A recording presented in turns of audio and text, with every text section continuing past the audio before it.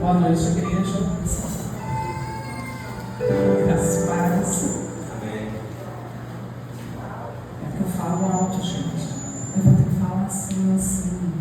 Agora sim. Eu tenho gogó de professora.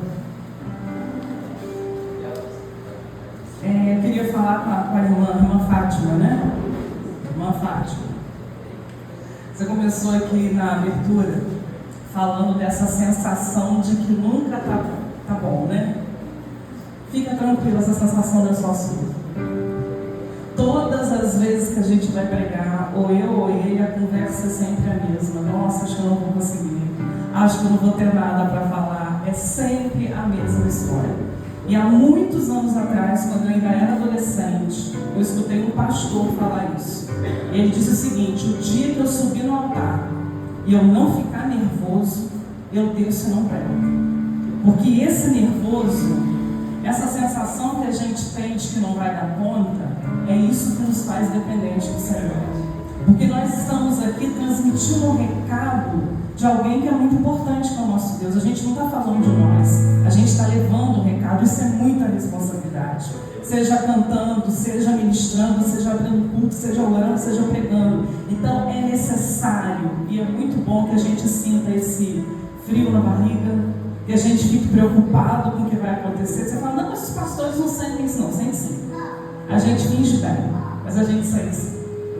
Então, só para respaldar isso que a irmã falou, eu queria compartilhar uma palavra com vocês.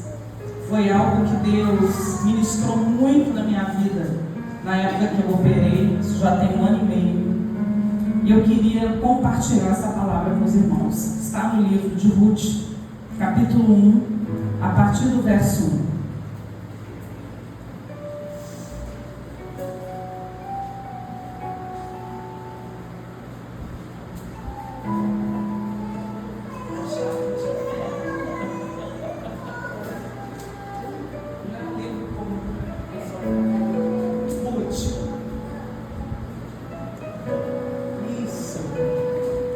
A palavra do Senhor nos diz assim: e sucedeu que nos dias em que os juízes julgavam, houve uma fome na terra, pelo que um homem de Belém de Judá saiu a peregrinar nos campos de Moabe, ele, a sua mulher e seus 2 filhos. E era o nome deste homem Elimeleque, e o nome da sua mulher Noemi, e o nome dos seus 2 filhos Malom e Quilion, efrateus de Belém de Judá. E vieram aos campos de Moabe e ficaram ali. E morreu Elimeleque, marido de Noemi, e ficou ela com seus 2 filhos. Os pais tomaram para si mulheres moabitas, e era o nome de uma Orfa e o nome da outra Ruth, e ficaram ali quase 10 anos. E morreram também ambos, Malom e Quilion, ficando assim esta mulher desamparada dos seus 2 filhos e do seu marido. Queridos, esta mensagem, ela tem muitos detalhes, muitas coisas interessantes para a nossa vida. Essa mulher Noemi, uma mulher do povo judeu, do povo de Deus, ela vivia em Belém. Belém significa a casa do pão. Então a gente entende que ela vivia num ambiente onde ela tinha tudo que ela precisava para a provisão da sua vida e para a vida da sua família. Só que a história nos diz que eles passam por um período de fome. E o esposo dela, Elimeleque, toma uma decisão. Nós estamos passando por uma dificuldade aqui, então nós vamos sair daqui e vamos peregrinar para outra terra. E ele decide logo ir para Moabe. E Moabe não era uma boa opção. Os moabitas, eles são descendentes do relacionamento incestuoso de Ló com uma de suas filhas. E era um lugar que, além de ter essa maldição sobre aquele lugar, era um lugar de muita idolatria, de muitos sacrifícios, de muitos rituais a ídolos pagãos. Não era o melhor lugar para ele. A gente vê que Elimeleque, o nome Elimeleque significa meu Deus é rei. Só que, apesar dele ter um nome, uma identidade que afirmava que Deus era o rei dele, ele não confia nesse Deus no momento de adversidade.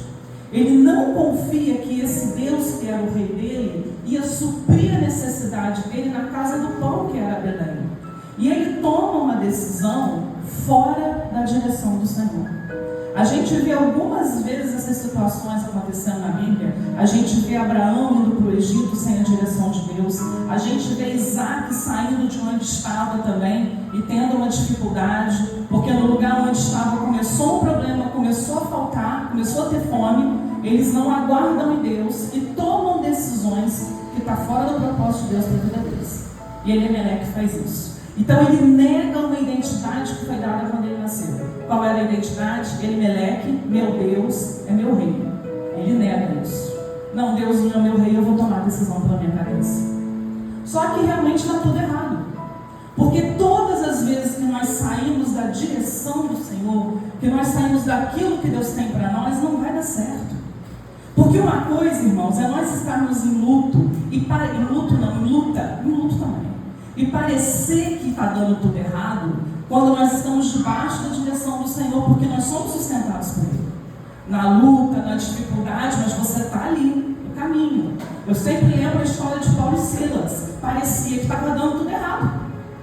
Mas eles estavam dentro do propósito de Deus. O Senhor sustenta, eles têm uma grande experiência e o milagre acontece. Mas quando nós estamos fora e a dificuldade vem, você não tem onde pedir socorro. E foi o que aconteceu com essa família. E o que acontece na sequência? Eles vão para Moabe e Elimeleque morre. Fica Noemi com os 2 filhos. E esses 2 filhos fazem outra coisa bem ruim. Eles casam com mulheres moabitas, com mulheres que tinham uma cultura idólatra, com mulheres que conheciam aqueles deuses pagãos. Os nomes desses meninos é uma coisa também que chama a atenção. Malom significa doente, fraqueza.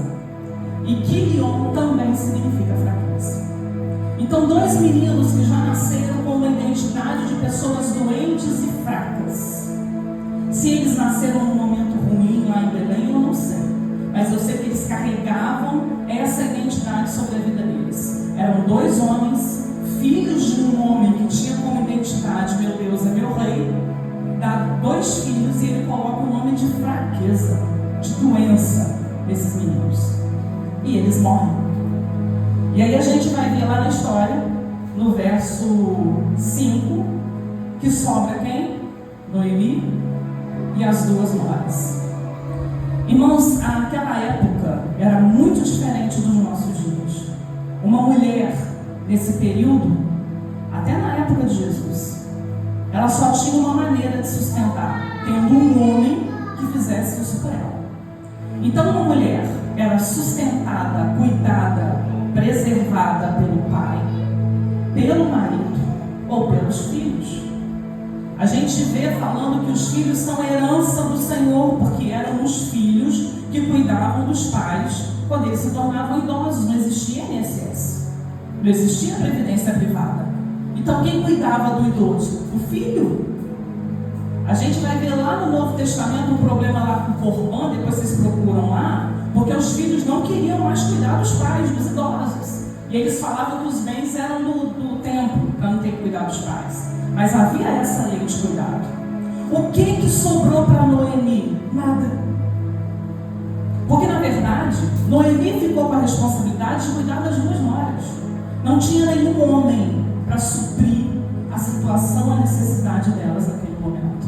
E uma mulher que não tivesse um homem que suprisse isso, a única saída dela era viver do corpo dela. Ela não tinha mais nada que fazer, não tinha emprego para a mulher naquela época. E Noemi entende que não adiantava ela ficar mais em Moabe. Por quê? Porque em Judá, em Belém, em Jerusalém, haviam regras, haviam leis. E uma das leis dizia que deveriam sustentar viúvas e órfãos. Então qual é a ideia de Noemi? Eu vou voltar para a minha terra, porque pelo menos lá eu não morro de fome. A lei lá vai me garantir pelo menos um sustento. E ela toma essa decisão. Irmãos, o nome de Noemi significa adorável, amável. E ela volta para Belém. Só que no caminho ela entende que a situação das noras eram muito complicadas. Como que ela ia cuidar das noras? Não tinha lei para nora, tinha lei para viúvas. As noras eram viúvas.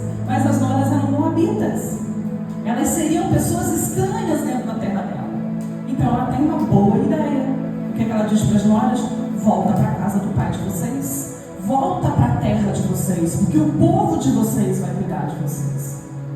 E a gente vê uma situação aqui das duas noras, Ruth e Orfa.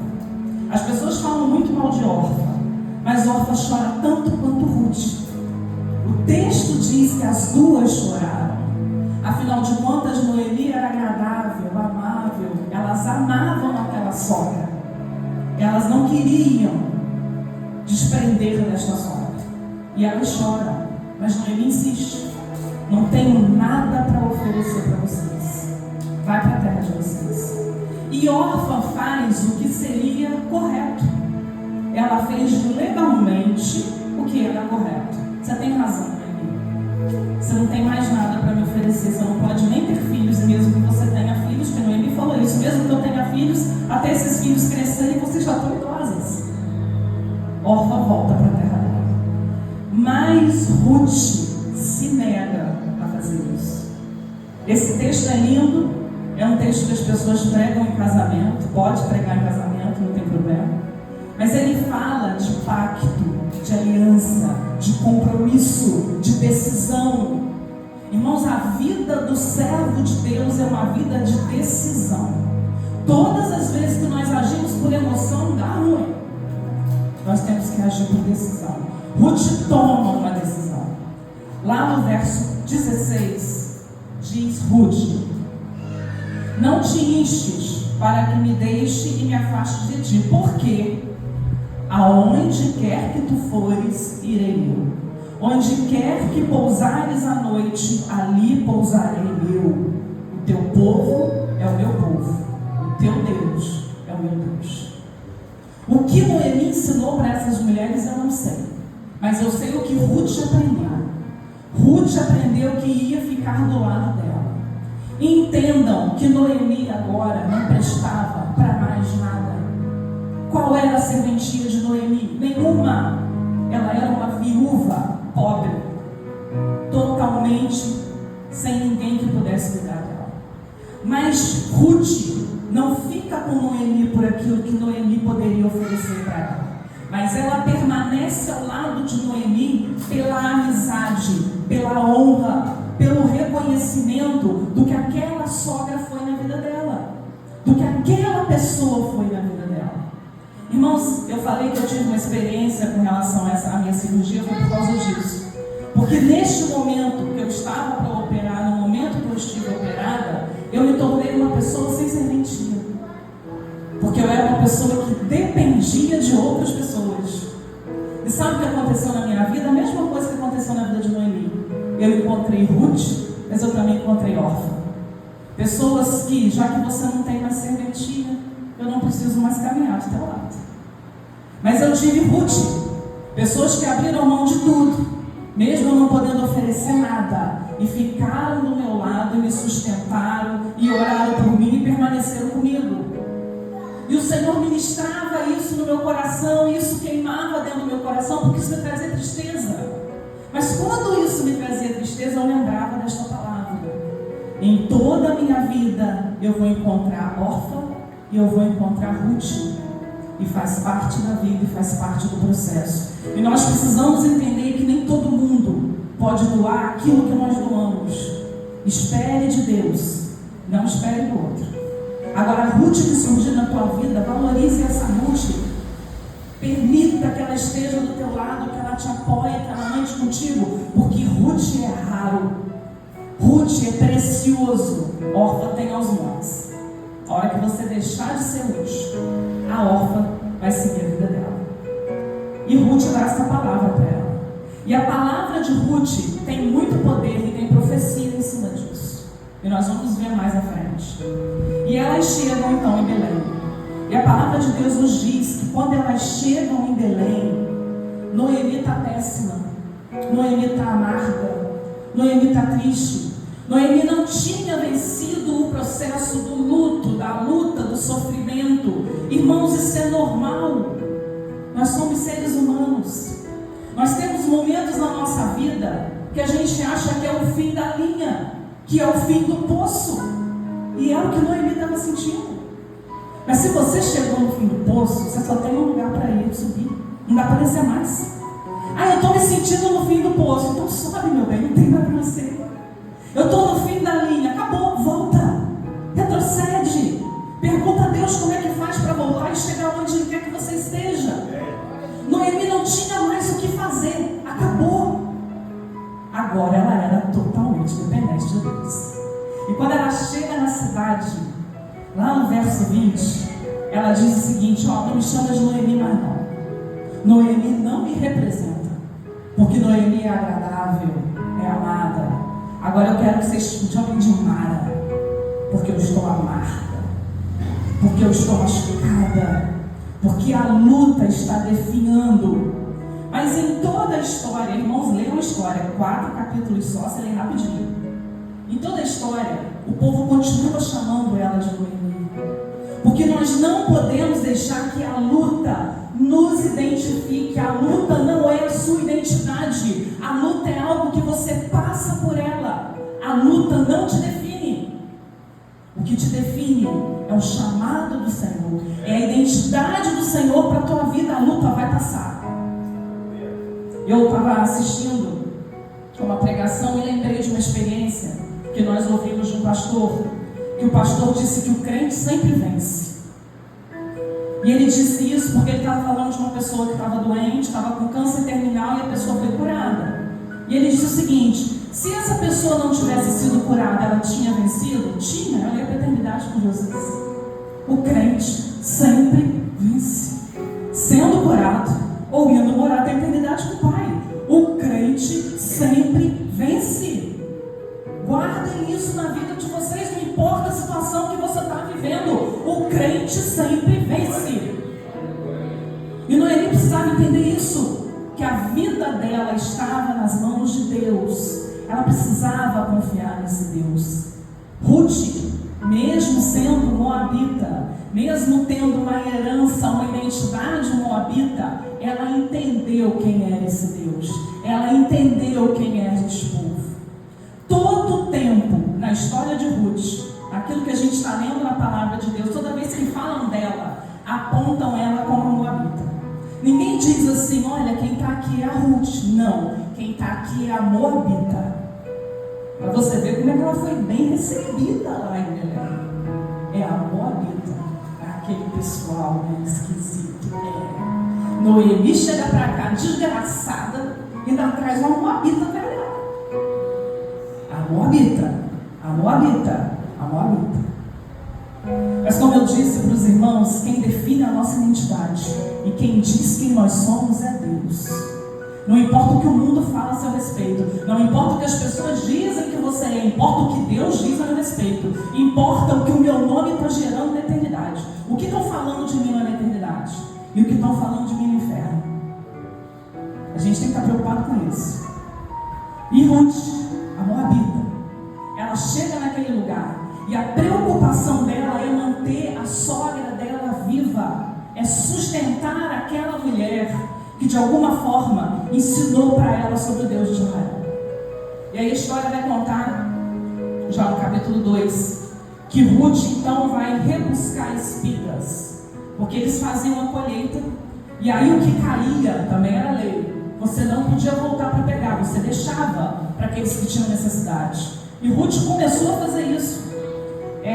Isso eu esqueci de pesquisar, mas vocês pesquisem aí. Eu cheguei a pesquisar a primeira vez, falava em 25 quilos a quantidade que ela recolhia. Mas aí eu já ouvi falar também que são 45. Gente, se for 45 é um saco de cimento para carregar nas costas. Coisa que eu não dou conta. Meio saco de cimento também eu não carrego. Então, sendo 25 ou sendo 50 quilos, é coisa pra caramba. Então ela ia, trabalhava o dia inteiro, colhia o que dava para colher e levava para casa para o sustento da sogra dela. E aí Boaz, que era o dono do lugar lá, ele vê isso. E ele manda que deixassem mais espigas para Ruth. E depois eles vão ver que esse homem, esse Boaz, era parente de Noemi. E observa, irmãos, que quando Noemi decide voltar para Belém, decide voltar para a casa do pão, as leis instituídas naquele lugar vão mudando a vida de Noemi. Porque quando nós respeitamos os princípios de Deus, quando nós respeitamos aquilo que Deus fala para nós, as coisas vão se encaixando. Havia a lei esqueci nome, não é levirato não. É levirato? Acho que é levirato. Havia essa lei, aonde o parente, ele ia cuidar da viúva. E aí eles entendem que Boaz é parente do Noemi. Boaz podia se casar com Ruth e mudar a história dela. E a história é linda, depois vocês leem, não vou contar tudo não. Mas o fato é que ele resgata Ruth dessa situação. E ele se casa com ela. Com quem? Com a Moabita. E ele se casa com ela. E eles geram um filho. E esse filho não é qualquer filho. Esse filho deles, está lá no capítulo 4, a partir do verso 13, diz assim: tomou Boaz a Ruth, e ela lhe foi dada por mulher, e o Senhor lhe concedeu um filho. Então as mulheres disseram a Noemi: bendito seja o Senhor, que não deixou hoje te dar remidor, e seja o seu nome afamado em Israel. E ele te será recriador da alma, e conservará a tua velhice, pois tua nora te ama.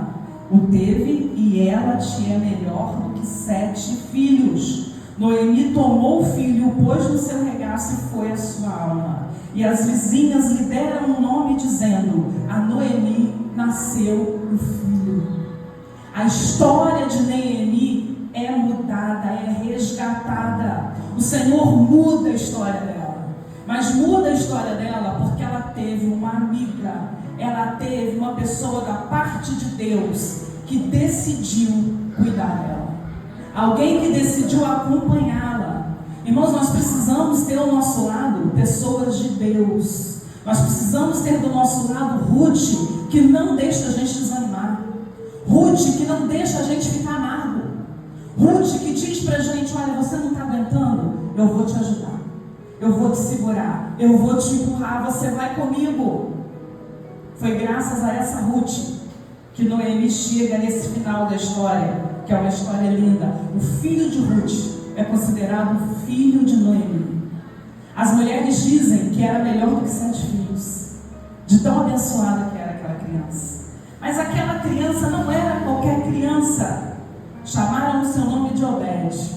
Obed foi pai de Jessé. Jessé, pai de Davi. Uma Moabita que declarou: o teu povo é o meu povo, o teu Deus é o meu Deus. A história dela muda quando ela declara, quando ela decide que agora ela era parte do povo de Israel. E Deus ouve a declaração de Ruth, e ela passa não só a fazer parte do povo de Israel, como ela passa a fazer parte da genealogia de Jesus. E quando a gente vai lá em Mateus, abre para mim, Mateus vai ser fácil. Mateus 1,5. Vamos ver a Moabita aqui? No Mateus 1,5.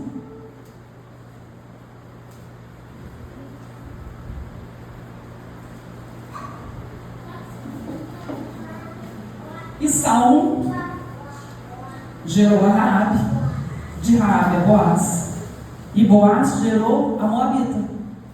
Vê isso que está escrito?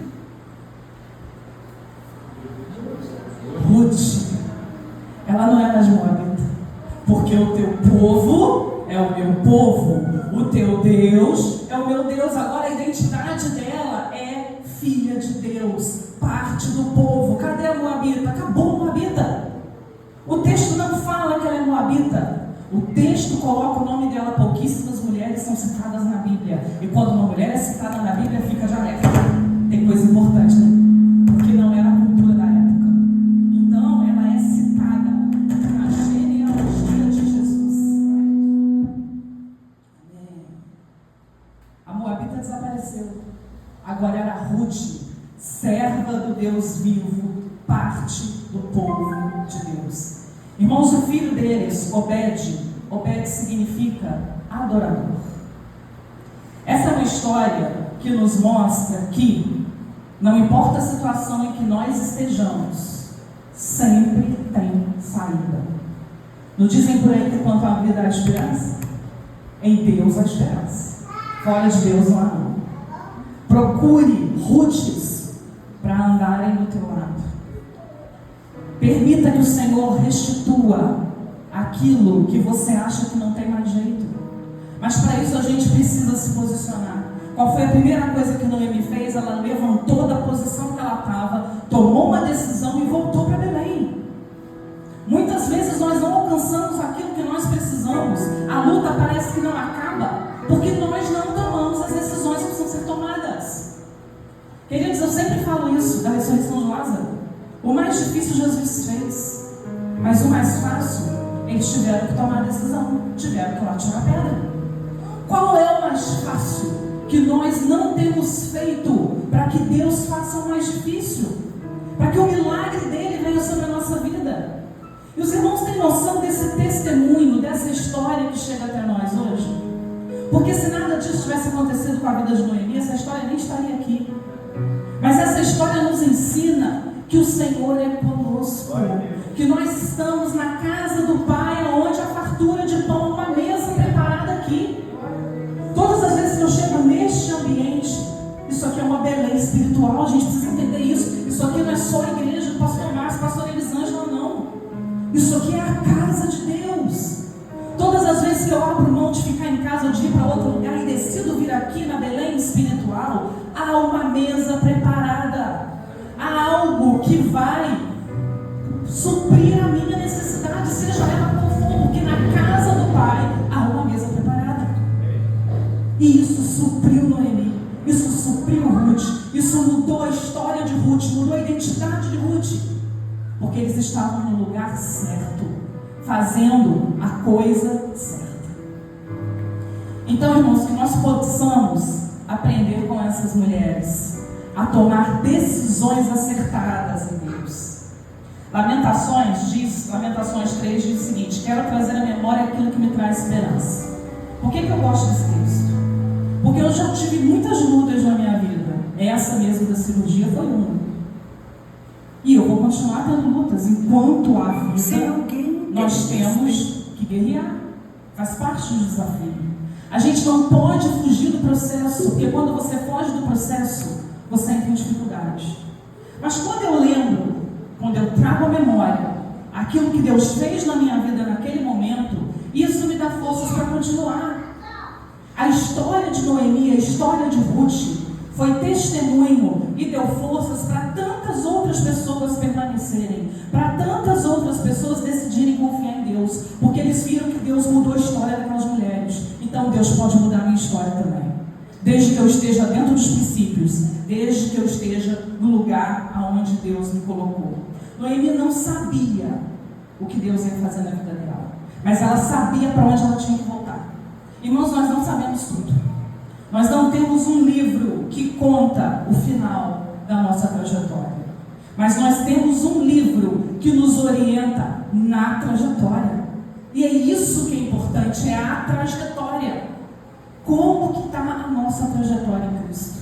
Como está a nossa trajetória em Deus? Noemi fez parte de um plano de salvação, porque através dela, Ruth entrou para o povo de Deus.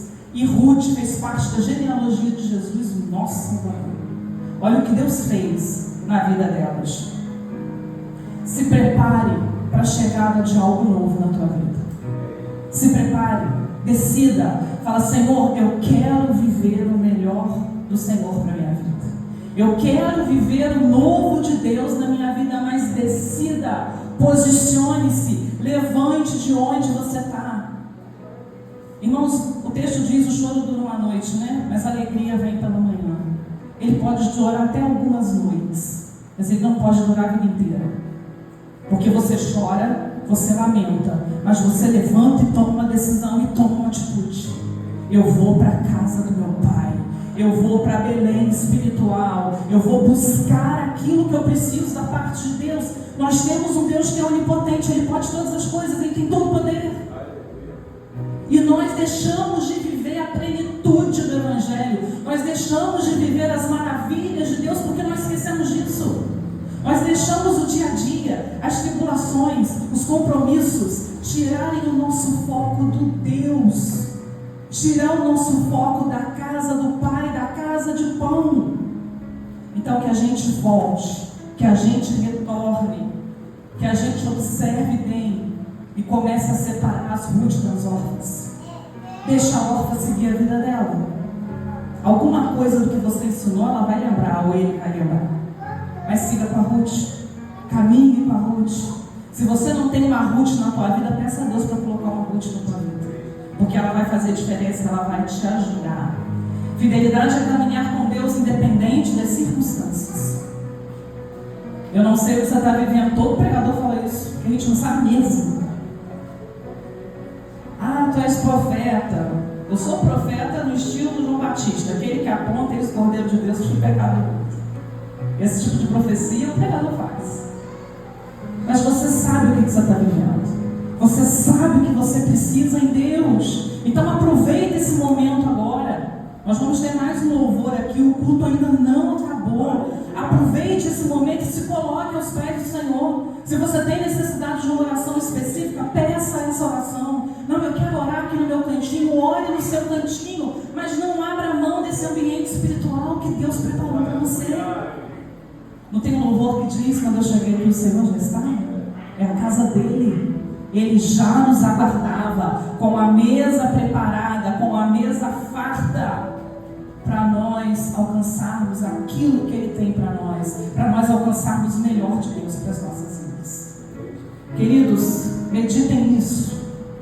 Se firmem no Senhor. Peça ao Senhor para mudar a tua vida, para direcionar a tua vida. E cumpra aquilo que Deus tem falado com você. E vocês vão ter grandes testemunhos de vitória para contar nessa igreja. Amém? Deus abençoe vocês.